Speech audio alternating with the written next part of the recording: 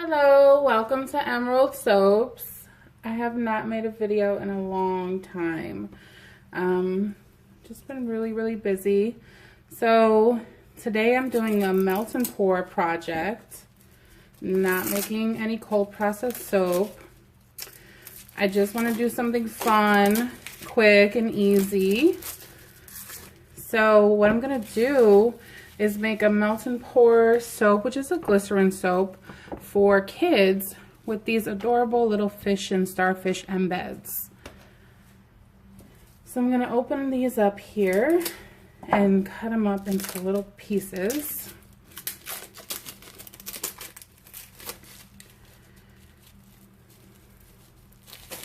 I'm using a palm-free soap base. If you don't already know, Emerald Soaps is palm oil free company. I don't use palm oil in my cold process or hot process soaps. And so I buy a palm oil free melt and pour soap base whenever I want to do something like this.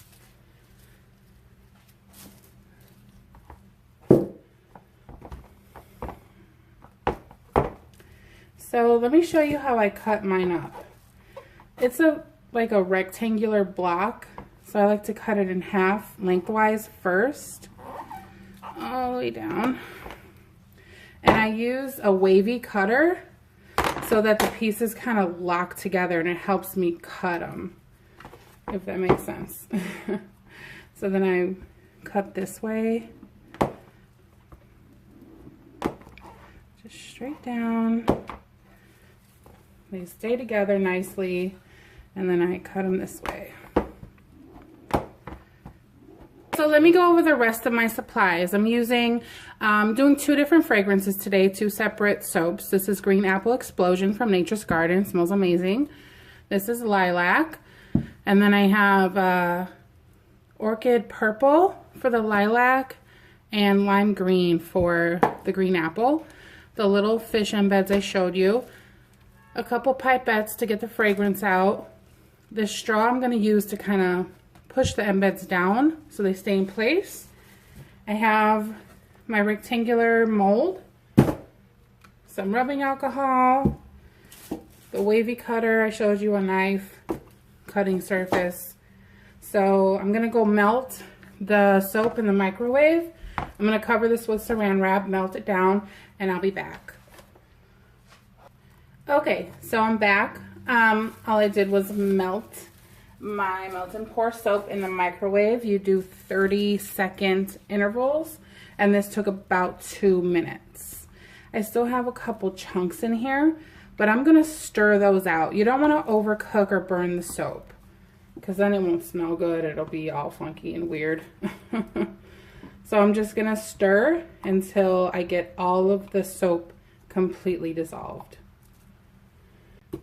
Okay, so I've stirred up the soap. Everything is melted. There's some bubbles. I'm just going to hit it with rubbing alcohol to pop the bubbles. Now, I'm not going to use a lot of colorants. I kind of want these bars to be translucent, but a little color is fun.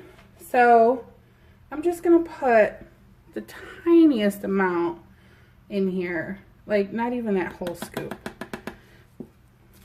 A little bit of mica goes a long way.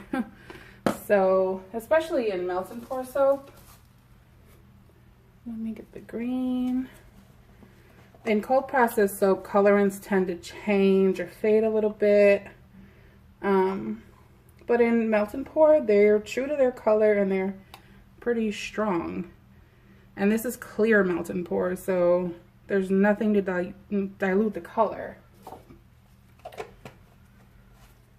Now, I'm just going to go ahead and add the fragrance.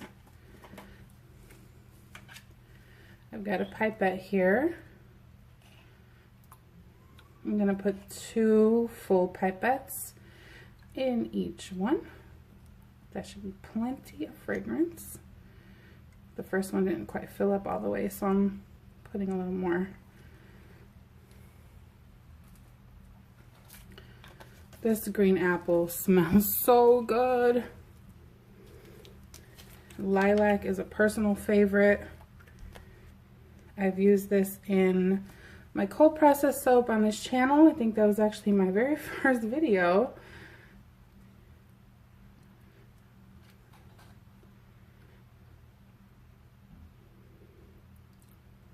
I'm gonna do about 1.5 of those. It's kind of strong. Okay, so now I'm just gonna go ahead and mix the colorant and the fragrance in until it's really well blended up. And I'll be back with you. Okay, so now I have my green apple soap and my lilac soap. Next, I want to put those off to the side here for a second. I'm going to use my rectangular mold I got from Brambleberry, and I'm going to try to figure out which of these little fishies fit best in here. I think they're all going to fit okay. There's some really fun ones. Yeah, they're going to fit. Oh, there's plenty of space. Okay, let me see. I like this little guy. He's so funny and cute.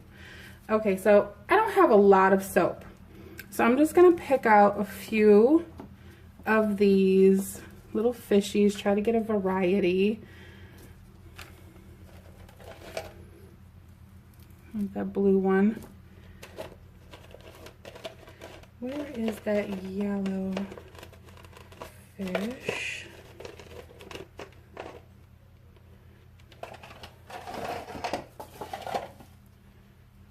This guy, so cute. So I don't know exactly how many bars I'm gonna get with. Okay, turns out I'm impatient. So I'm just gonna try. I'm gonna take one of these starfish here, and hope you can see. My camera angle is kind of funky, I know. I'm just gonna place it in here. Oh, that one is kind of big.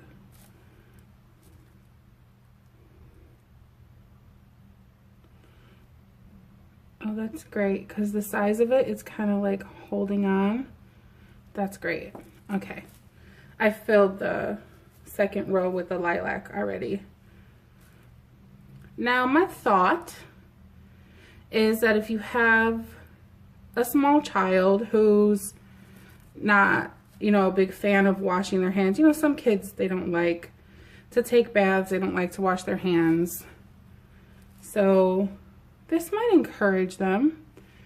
And I say might. Oh, that one's floating all the way to the bottom. Oh, well, that's okay. This guy, I love it. He's gonna sink. I already know it. You know, the more they wash their hands and the more they take their baths, the sooner they'll get their little toy. And I know this is best for small children because kids these days are more interested in electronics and all that stuff anyway. But this is fun for the little ones. All right, I'm just gonna fill it up the rest of the way.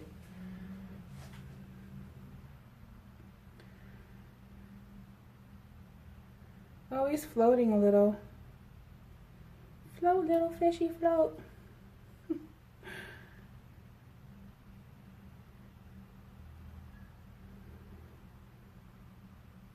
It sets up very quickly. I'm gonna have to melt some more to finish filling these up. That's okay. Okay, I'm back. I had a little issue with my camera, but I melted down a little bit more and fragranced and colored it because I do need a little more to continue filling these up. Let me move this a little bit. That's better. I gotta get back into the swing of making videos and making soap because I have been out of it for a little while. Been dealing with some stuff. So I'm back, ready to make soap and videos again. I want these to be full. Since I have the soap, I might as well fill them up, right? These are so cute.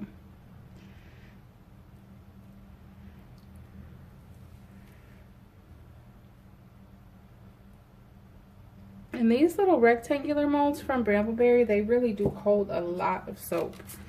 I think these end up being about 6 ounces. 5 or 6 ounces. I gotta measure, I gotta weigh them once I unmold them. So I'm spraying a little rubbing alcohol so that everything will stick once it's dried up.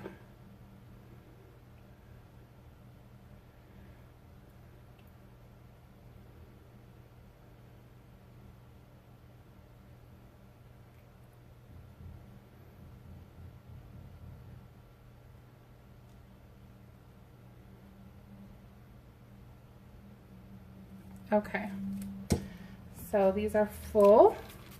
Spray them to pop the bubbles, and I will bring you back when I unmold these, which should only take, I don't know, I'll leave them in the mold overnight just because. Okay, I'm in my kitchen now. I've unmolded 2 of these soaps and wrapped them in saran wrap. So I just wanted to show you what they look like unmolded. This is the fish that sunk all the way to the bottom. So now it just looks like it's on the top. And then there's a starfish. I just kind of wrap them up in a little saran wrap because a melt and pour sweats. So you need to have it like tightly wrapped so it's not exposed to the air. And then I take my heat gun and I just kind of melt the saran wrap on the back. I also have shrink wrap bags, but saran wrap works just as good. So these are the rest of them.